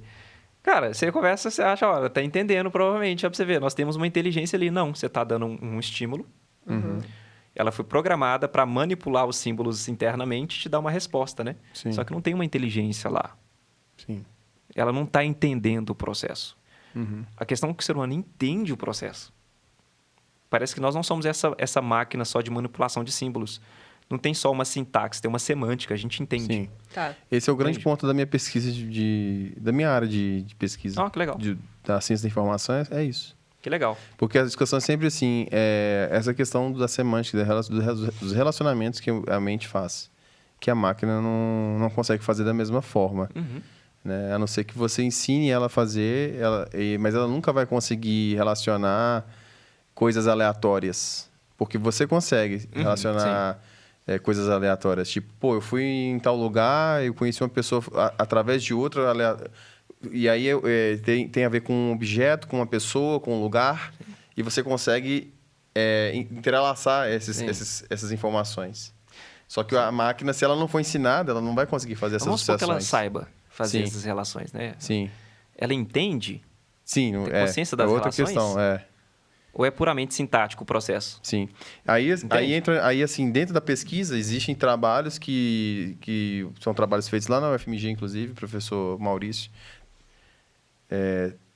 Não posso estar falando o nome errado, não, porque tem tempo que eu falo, por exemplo, tem um livro atrás de você que fala sobre ontologia. Uhum. E é o trabalho que eles fazem de ontologia prática, né? Dentro da tecnologia, da computação, que é justamente fazer o mapeamento dos relacionamentos. Uhum. Para que a máquina entenda esses relacionamentos. Mas é isso. Ela vai entender os relacionamentos que você está dando para ela, mas ela não vai ter condição de saber o que é, Exato. de fato. Aquilo. Ela vai mapear e formalmente te dar uma resposta. Sim. A questão nem é essa, porque a gente não faz isso enquanto ser humano somente. Uhum. A gente não mapeia o mundo e dá a resposta para o mundo. A gente entende o que a gente está fazendo. Uhum. Além dos processos neurofisiológicos que acontecem complexos na nossa cabeça, né, quando a gente está fazendo alguma coisa, operações cognitivas, nós entendemos. E onde que está esse entendimento aí? Esse que é o grande problema, né? Porque a máquina mesmo está manipulando símbolos. Mas existe algo a mais ali. O cara, mais uma vez, voltando por exemplo, o cara não está entendendo o chinês. Ele não está entendendo nem o que é a conversa, não está entendendo nada. Sim. Ele está manipulando símbolos. Mas quem está do lado de fora, fala assim, esse cara tem uma mente, ele sabe o que ele está falando. E Entende? acha que sabe. Mas a IA é puramente isso. Sim. E aí você tem essa divisão entre IA forte e IA fraca. O que seria essa IA forte? É você ser capaz de produzir uma inteligência artificial que seja como humanos, que não só façam processos sintáticos de operação, né? Mapeamento complexo. Porque isso aí é só simular, mas que entenda, que tenha uma vida consciente com entendimento, com intencionalidade. Sim. Isso é muito complicado de você fazer. É complicado por quê? Porque a gente não sabe como é que funciona a nossa cabeça. Né? Por que na nossa cabeça dá certo? E a IA fraca é simplesmente simular a nossa mente. Simular. Aí você falou, né? Você pode ampliar uma IA para que ela faça essas relações. Pode fazer. Muito legal. Isso não resolve o problema da intencionalidade. Não é problema de tecnológico, entende? Sim, Você sim. pode ser o mais complexo possível. Que você vai conversar aqui com a IA, você não vai nem saber que é uma IA. Sim. Te dá todas as respostas possíveis. A programação é tão violenta que essa que é a questão, entendeu? Ela não está entendendo nada, Sim. não tem nada na cabeça dela, não tem alguém ali dentro, não tem nada. Só manipulação de símbolo. Mas você está do lado de fora. Sim. Você fala, pô, velho, entende pra caramba, eu tô conversando com alguém que tem uma vida mental. Não tem. Eu tô lembrando dos filmes antigamente que... Blade Runner. Quando o homem ele tem que confrontar uma máquina, ele faz alguma coisa aleatória, que a máquina não sabe. É verdade. E aí a máquina buga. Porque é exatamente...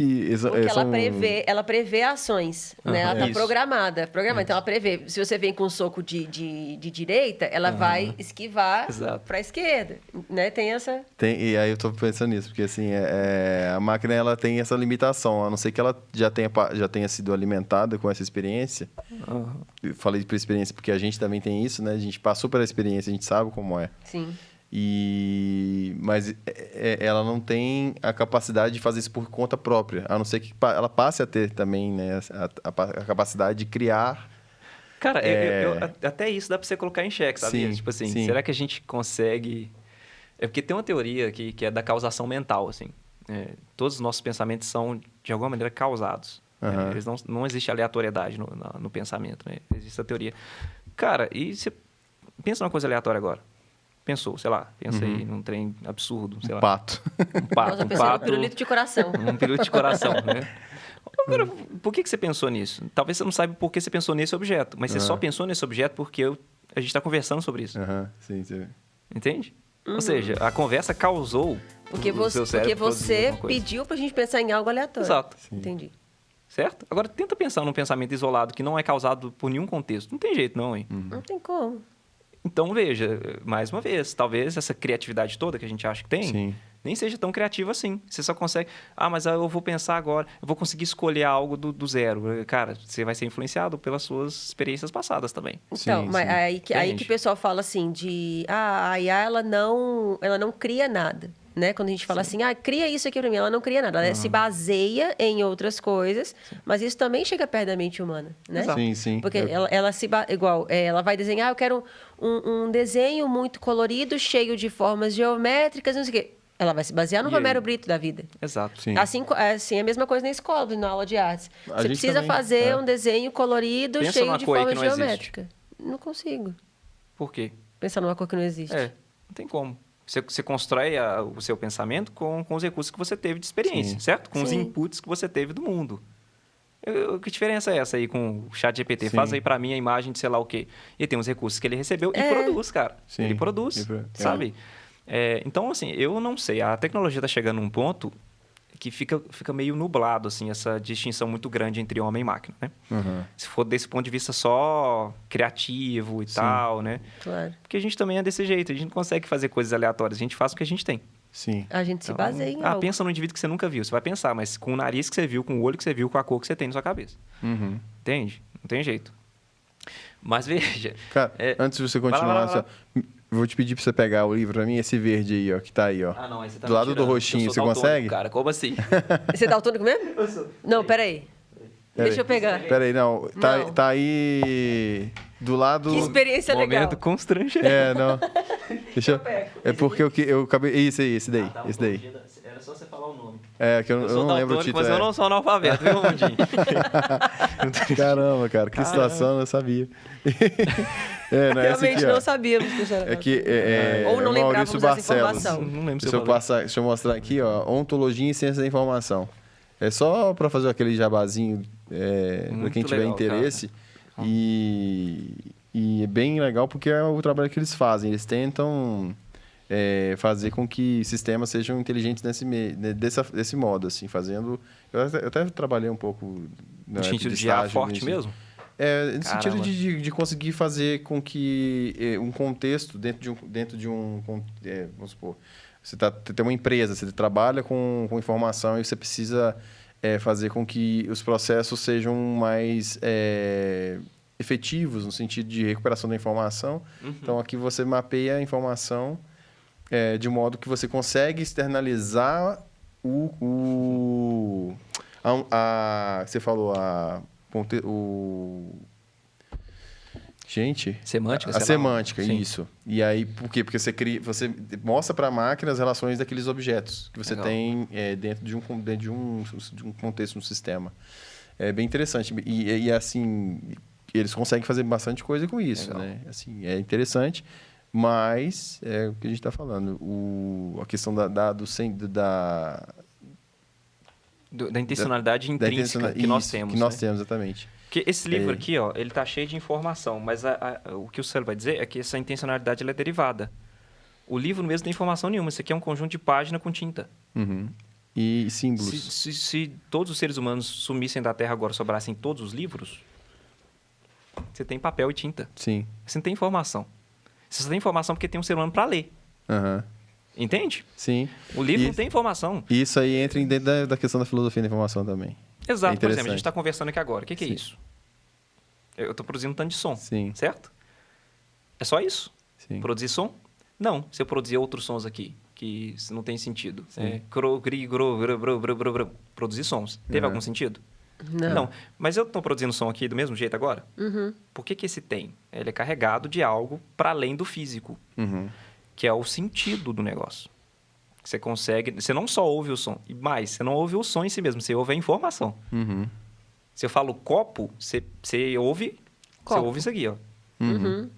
Né? Você não ouve Eu um ouço som. uma imagem.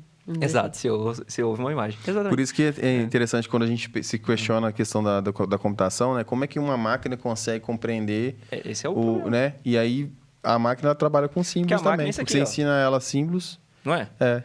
Então E ela mesma não tem tanto de informação, 0, né? 1. O livro tá entendendo alguma coisa? Sim. Tá escrito nele, mas Pois ele tá entendendo alguma coisa? Não. Aí é o ponto complicado. Porque o que é a sua cabeça, no final das contas? Ah, mas a gente entende. Tá, mas o que é a sua mente, seu cérebro?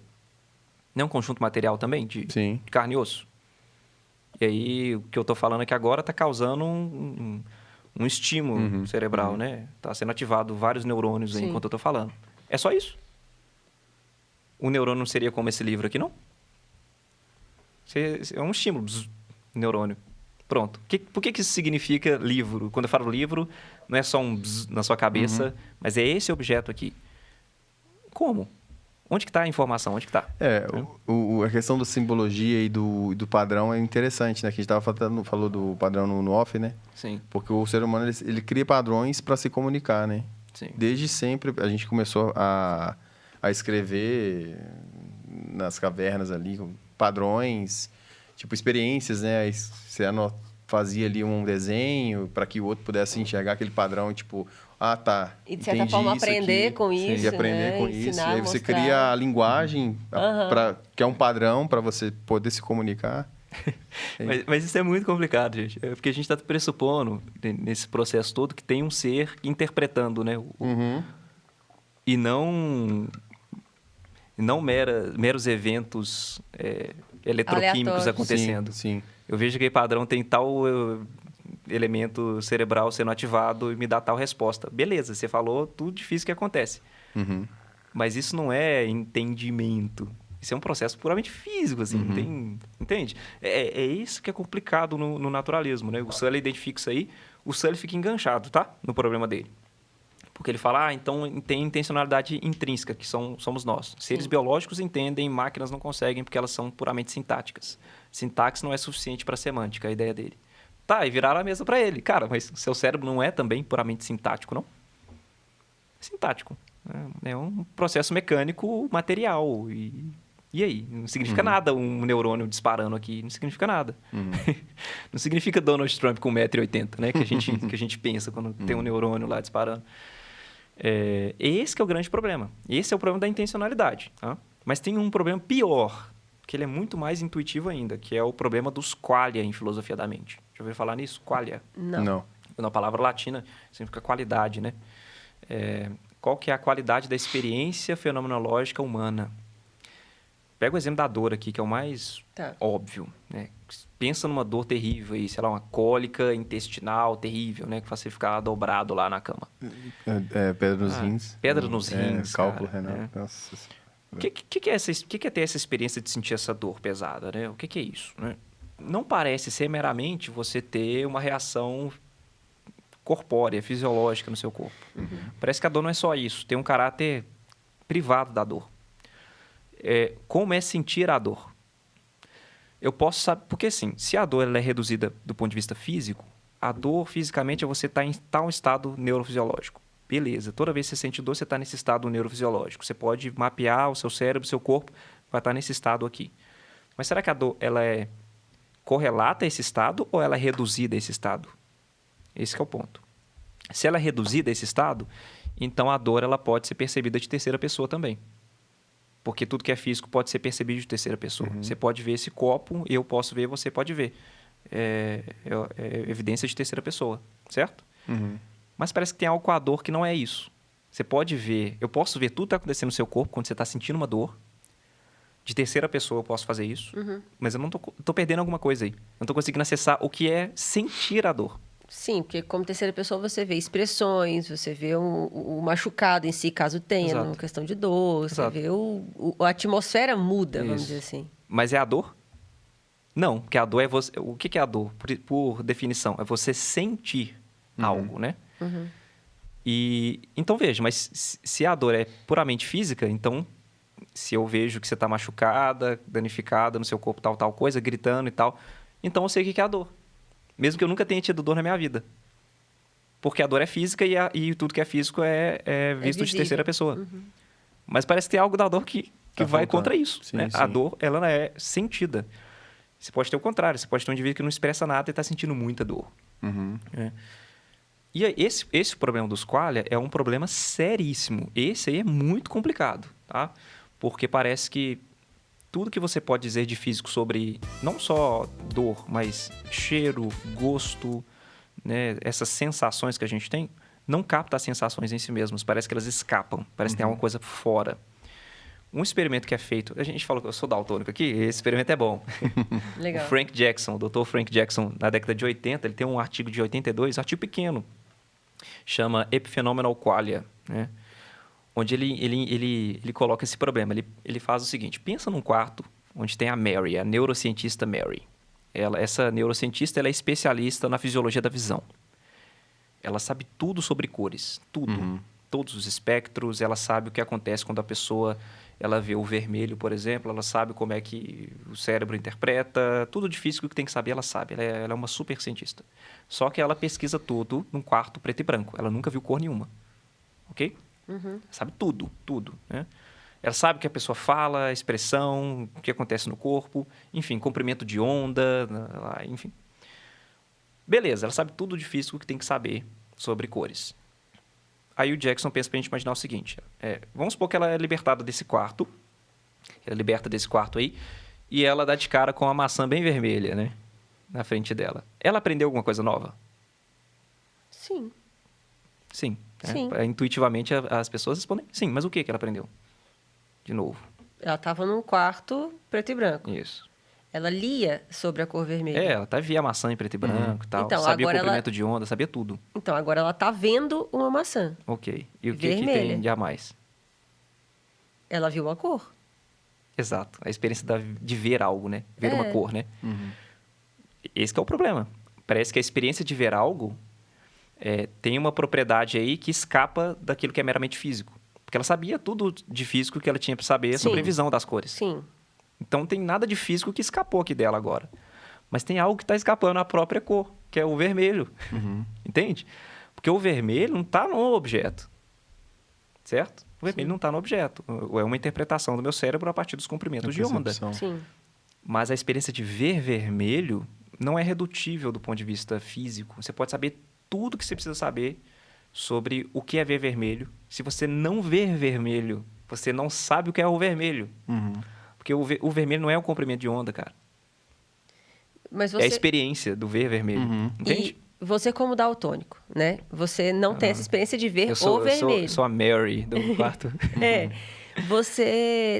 Mas você faz associações que te levam a saber que aquilo ali é vermelho? Você pode tentar fazer isso, ok? Você falou no meu caso pessoal mesmo? No seu caso pessoal. Não, o meu daltonismo ele é mais fraco. Eu descobri com 19 anos que eu sou Então daltônico. vamos colocar uma pessoa daltônica. Vamos pegar um caso mais severo de daltonismo. caso mais pessoa severo. preta e branca lá, que vê preto e branco. Né? Ela pode fazer essas associações. O que ela não pode saber é como é ver vermelho. Entendi. Entende? Tenta explicar para um cego o que é ver vermelho. Pode fazer a cambalhota que você quiser. Que ele não vai compreender. Sim. Por quê? Porque é uma experiência privada, não é experiência pública. E se é redutível fisicamente, deveria ser um conhecimento público, sabe? Então, o Jackson está dizendo o seguinte, gente. O Chalmers tem essa frase também, né? Tudo que você me disser de físico, sobre o cheiro de uma rosa, não capta o cheiro de uma rosa. Porque o sentir o cheiro de uma rosa não parece ser algo meramente físico. Você tem que sentir o cheiro para você saber. Entende? Então, as sensações, que são os qualias na filosofia da mente, eles abrem esse grande problema para as IAs também, tá? A questão não é se você consegue distinguir se essa maçã é vermelha, porque o IA pode fazer isso. Sim. Como Mary fazia a partir do quarto dela preto e branco. Ela sabe que aquele objeto é vermelho porque tem comprimento de onda tal. Mas ela não sabe que é vermelho. Não sabe o que é. Entendi. Entendeu? Porque não é um conhecimento técnico nesse sentido. Então, o Jackson está dizendo isso. E aí você tem uma série de problemas. Tem um artigo do Nagel também, em 74, que é Como é Ser um Morcego. Olha o nome dos artigos em filosofia, que são famosos. É um dos mais citados no mundo, esse artigo do Nagel. Como é Ser um Morcego, tem tradução em português. É essa ideia de que, para além dos qualia, né, que também é um qualia também, o caráter da experiência privada. O Nagel está descrevendo a fisiologia do morcego que voa por ecolocalização. E a gente não sabe o que é isso. A gente não sabe o que é ser um morcego. Você pode pesquisar o morcego, você pode ser um ótimo biólogo, um etólogo, o que quer que seja. Mas você não vai saber como é você se guiar e viver o mundo por ecolocalização. Você não sabe. Sim. Por quê? Porque tem um caráter privado na experiência. Só que se o mundo é todo físico, só físico, não deveria ter nada puramente privado. Sim. Certo? Deve ser público. Tudo, Sim, sim. tudo. Não tem nada Sim. privado, mas tem algo que escapa aí. Tem algo que escapa que não fecha essa conta. E aí o Chalmers, na década de 90, vai cunhar esse termo, que é muito famoso hoje nas discussões de IA, que é o hard problem. Você tem o easy problem e o hard problem, né? O problema fácil e o difícil. O problema fácil é como você simular uma inteligência. Simular. Vai aparecer mesmo, você vai conversar, vai tal. Esse é o problema fácil. O problema difícil é você ter uma construção de uma consciência com qualias, que sentem, enfim, que tem as qualidades da experiência, Sim. como a gente tem, Sim. e com intencionalidade também. E se a gente entenda, não né? sabe, e se a gente não tem conhecimento de como isso se deve, como isso existe, como se forma, a gente não consegue criar. Esse que é um Não é grande isso? problema. E como é que se forma isso? Porque você pode até saber, por exemplo, quando você está pensando numa cachoeira, você pode saber o que está acontecendo no seu cérebro. Sim. Não é uma questão de conhecimento, sabe? Sim. Você sabe, mas por que esse disparo neuronal aqui produz essa experiência? É esse que é o ponto. O que faz com que desse algo físico emerja uma outra camada do nada, um teatro interno da sua mente? Olha um experimento mais fácil que eu acho para entender isso. Quando você está dormindo, você está na sua cama, você está dormindo, ok? Aí você está sonhando. Vamos supor que você está sonhando aqueles sonhos bem realistas, né? Aí você está lá na praia, você está pisando na areia, você está vendo várias cores, você está ouvindo sons, certo? Você está vendo o mar e tal. Veja, você está tendo uma experiência mental muito rica quando você está sonhando. Você está sentindo o seu pé, você está ouvindo aqui, você está sentindo o gosto. Às vezes tem gente que consegue sentir gosto de comida em sonho e tal. Você está vendo cores, está vendo imagens. Tá, vamos supor que eu estou do lado de fora. Tá? Eu sou um cientista como a Mary. Eu sei de tudo que acontece no corpo das pessoas. E eu consigo reduzir naquele momento tudo que está acontecendo no seu cérebro, tudo. Tal lado está sendo ativado e aqui no corpo dele está liberando tal tipo de serotonina, sei lá, alguma coisa assim. E você consegue reduzir tudo, ok? Eu sei de tudo que está acontecendo no seu corpo quando você está sonhando. Eu sei de tudo que está acontecendo na sua mente? Não, você não está vendo. Exato. Eu posso, inclusive, saber que ela deve estar sonhando com a praia, ela deve estar sonhando com tal coisa. Eu posso até fazer essa correlação, mas eu não consigo saber onde está a sua experiência. Onde está a sua experiência nesse processo? Sendo que eu reduzi tudo que está acontecendo no seu corpo. Tem nada que falta, nenhum átomo do seu corpo eu não estou ciente. Mas está faltando o principal. Ver o mar, sentir a areia no pé, sentir o gosto do que você está... Sabe? A sua consciência inteira está faltando no processo. A sua consciência inteira está faltando no processo. Não é só um aspecto ou outro, entende? Eu estou vendo um corpo cheio de... Cara, você me lembrou de uma coisa, assim, muito... que é vivida hoje. Não é fugindo do assunto, pode parecer, mas não é. Fica à vontade. Que é os robôs dizerem que a gente está cansado ou que a gente não está, que a gente está... como a gente está se sentindo ou não está. Existe hoje, agora na aviação, né, como eu sou ligada à aviação, tem um projeto de lei que altera a RBAC 117, se eu não me engano, desculpa se eu errar, que a jornada de trabalho do tripulante, a pessoa que está lá dentro do avião, né, que são os pilotos e os comissários, para ser alterada para 14 horas de trabalho. Meu Deus. Na CLT já são 8. A dos tripulantes já é 12 hoje. Então, quer aumentar para 14. Meu Deus, cara. São várias questões, mas, assim, basicamente, para poder resolver um problema que é das empresas e não dos tripulantes. Entendeu? Um problema contingencial das empresas e não dos tripulantes. Só que isso é feito por robô. O robô, ele pega a escala, ele pega as horas que você tem, ele pega os padrões. Quais são os padrões? 8 horas de sono, 12 horas de descanso e 12 horas de descanso.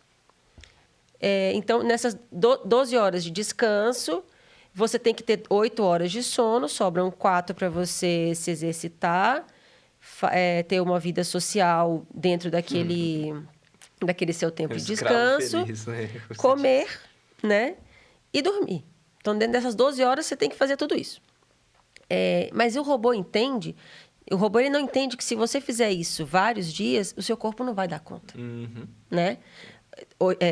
12 horas de descanso, 12 horas de jornada. Só que agora eles querem colocar 14 horas de jornada. Cadê as 12 horas de descanso? Meu Deus. Mas isso é um erro assim, se for uma máquina que fez esse... Então, chegou a esse número, é porque ela não foi ensinada que tá faltando alguma coisa na equação. Sim, É isso que eu tô querendo a dizer. máquina foi tá faltando alguma ensinada- coisa na equação para isso fechar. Não então fechou. Não a fecha. máquina foi ensinada que quando era 12 horas, vamos lá, quando era 12 horas, se o corpo humano precisa de 8 horas de sono, tudo bem que ele use as outras 4 para fazer outras coisas. Eu acho que você tá querendo chegar na seguinte conclusão, né? Tipo assim, a máquina não sabe sente. como é ser um ser humano. Sim. Exatamente. Porque ela não tem sentimento, não tem nada, não tem consciência. Era onde eu queria chegar, eu não consegui ser direta, né? Acho que é isso. Eu né? fui explicando. Mas é justamente isso. Aconteceu comigo, entendeu? Por isso que eu tô Nossa, falando. tenso, véi. Eu falei, estou cansada. Aí o pessoal superior da empresa falou, de acordo com o computador, de acordo com o sistema, nós jogamos aqui a sua escala, seus horários, e não está dando fadiga, não está dando... O computador agora é psiquiatra, é psicólogo, é psicanalista, é tudo. Entendeu qual que é a situação? Por isso que assim, você está falando aí, eles estão analisando o sono, não sei o que e tal, mas não tem como eles sentirem, não tem Exato, consciência ali. O que aconteceu comigo foi igual. O computador tem ali todos os meus parâmetros, só que ele não sabe quanto tempo o meu corpo precisa de sono, quanto de alimento que precisa e tal, para eu poder me sentir bem e não me sentir exato. cansada. O computador achava que eu não estava cansada, mas eu estava cansada. Meu Deus. E é uma universalização da experiência também, né? Todo mundo que dormiu 8 horas vai estar descansado. Sim, sim. Não, tem gente que vai dormir 6 e vai estar. Tem gente que vai precisar de dormir 9. Não sei, Eu preciso né? dormir, eu sou um cara que precisa dormir mais. Hoje eu tô com bastante sono, eu falei, né? Mas é porque eu dormi mal e assim... E aí eu fico... Às vezes a gente até se culpa, né? Pô, mas tem gente que dorme menos e fica bem, né? E eu tenho que dormir mais, aí eu não consigo viver de pouco sono, sabe? Aí você se culpa, mas é seu corpo, é meu corpo. Sim. Eu Não tem consigo, padrão. né? A máquina não consegue enxergar isso. Sim, sim. Exato. O sim, seu corpo é o diferente. seu corpo. Eu queria até, já assim, infelizmente, lembrar que a gente tem um horário, né? Exato. Eu queria não ter esse horário. Vamos porque fazer se volume 1, passando. volume 2, volume 3, Porque, pô, volume já tem 4. 1h30 de episódio. Cara, sério? 1h30. Gente, eu E não eu te pensei. falei, Uma hora cara, e a gente meia. vai fazendo e aí vai acontecendo. E eu tenho coisas ainda a poder falar. A gente não falou, Tem muita não falou de coisa. Deus ainda, Pois direito? é, e o Matheus, ele é da sua área de pesquisa, também Sim, religião. Teologia, né? Teologia. E aí tem muita coisa que a gente falou muito no Inconfidentes, né? No episódio Sim, do Inconfidentes a gente sim. falou muito. Falou muito, E, verdade. na verdade, e por isso que eu te chamei de novo, porque assim, na verdade, a gente vai te chamar sempre, tá? Gente, É, pode porque tem chamar. tanta coisa pra Se gente tá me poder chamando pra falar. falar, eu falo. Eu gosto de falar demais. Porque a gente tem tanta coisa que a gente quer discutir, a gente quer mais aprender do que porque o que a gente pode fazer é te colocar para falar e Claro. você nos ensinar muita coisa, né? E Exato. colocar para pensar, porque a impressão que eu tenho é que assim, a gente nunca sai o mesmo. Quando a gente tem esse tipo de discussão, a gente nunca sai a mesma pessoa, né? Isso é real. Aí, porque a gente está sempre se deparando com algum questionamento que a gente não tinha se deparado antes. Aí você fala, pô, é verdade. E aí você muda a forma de perceber as coisas, né? Nesse sentido do que a gente está tratando aqui, principalmente da IA e tudo mais. Que eu acho que é muito relevante para muita gente. Tem muita gente com medo, né? Então, essas discussões podem ajudar, né? Entender. Infelizmente, nem todo mundo consegue acompanhar você, tá, Matheus? Que isso, gente. Infelizmente, Eu porque tento ser o assim, mais eu falo didático infelizmente possível. porque o país é um país iletrado, né? Infelizmente, o país cara. ele não tem o nível de letramento que deveria ter, Sim. né? Mas, mas vamos trabalhar para isso, né? Claro, você é professor, né? você tá aí, né? Exato. Assim, é responsabilidade nossa, né? De formar pessoas que tenham um pensamento mais crítico, né? Que consigam adentrar em certos assuntos mais Sim. espinhosos. Isso é muito importante mesmo, né? E esse é um trabalho de formiguinha, cara. Mas você acha... Né? Mas rápido, só puxando um pouquinho do Claro. gancho. Você acha que essas novas gerações, que essa geração Z, né? Que é a nova geração Sim. aí, eles têm essa geração Z não, desculpa. A que vem antes da Z. Qual que É o é? Y, né? É a Millennium, né? Não. Ué. Que entre o Millennium e a Z. Não tem. Não? Não tem, então não. é a Z mesmo. Tem a penso- Zillennium que eles falam, né? Que a entre a Millennium e a a Z. partir de Cara, o negócio 90. Eu te mandei esse vídeo ontem. Não, mas eu não sei se Tem é. a Zillennium, fato que é esse, o que Depois nasceu em vai ter Z1, 90. Z2, Z3. Aham. É que nasceu em 97. A partir de 96. Eu nasci em 96. Oi, Então, Matheus. O Zillennial. Eu sou zilênio, então Zillennial, agora é. tô descobrindo aqui um label. É porque que eu falam... tenho. É, Se assim, identifica, é uma pessoa da geração Z, mas que se identifica, aí a gente já entra na parte da porque identificação. nasceu nos anos, e tal. nos anos 90, teve o contato com o século e a transição, né? Exato, virou Mas- milênio, assim. mas... Então, mas você acha que a geração Z, ela tem aberto mais essa questão de pensamento, tá usando... Tem usado mais o cérebro, né? Porque eu vejo que nós da geração millennial, a gente é muito ligado a emoções, a experiências vividas, assim, e não muito ao pensamento. Sim. E eu tenho visto pessoas mais novas, da geração Z, no caso, que... visto e ouvido, que essas pessoas, elas têm mais explicação para as coisas. Elas falam mais do que agem na emoção, assim como Sério a gente. que você pull that off? Você pode entrar agora, que a gente tá encerrando. É porque Isso é uma Pode puta fazer discussão, um cara. nutshell, Isso é uma muita discussão bem coisa, né? complicada. É longo isso daí. É verdade. Mas, cara, Aquela coisa, assim, tenta resumir pra gente poder deixar um gostinho de quero mais pra depois. olha, eu acho, por um lado sim, por um lado não. O que eu quero dizer com isso? Existe uma saturação da informação no nosso tempo. Tá. Um indivíduo com o celular na mão é um indivíduo com o mundo na mão. Tá? Sim. A gente não tinha isso, sei lá, década de 80, 90. Se você quer aprender uma coisa, você tem que ir lá na biblioteca. Exato. Sim, sim. Pegar um livro, reservar o livro, se não tiver reservado já, e ler aquele negócio. Um livro de pesquisa que você tivesse que comprar que fosse importado, sei lá, Nossa. foi Era lançamento, caríssimo. era Cara. 3 meses pra chegar de navio. Cara, hoje em dia você vai lá no site russo lá e pega o PDF. 3 meses é pouco ainda, se não demorasse Exato, mais. você então. compra um e-book aí, ó, Sim. rapidinho, tá na sua mão, sabe? Sim. Então, assim, em questão de recurso de informação, a gente tem demais, né? É uma geração que tem tudo na mão. Então, tem uma saturação da informação. Só que é tanta informação que aí você precisa fazer uma escolha Uhum. da informação. Sim, E sim. você vai escolher o quê? Você vai escolher o que é o mais rápido Sim, e fácil, sim. porque é mais confortável e é a tal da geração fast food, né? É.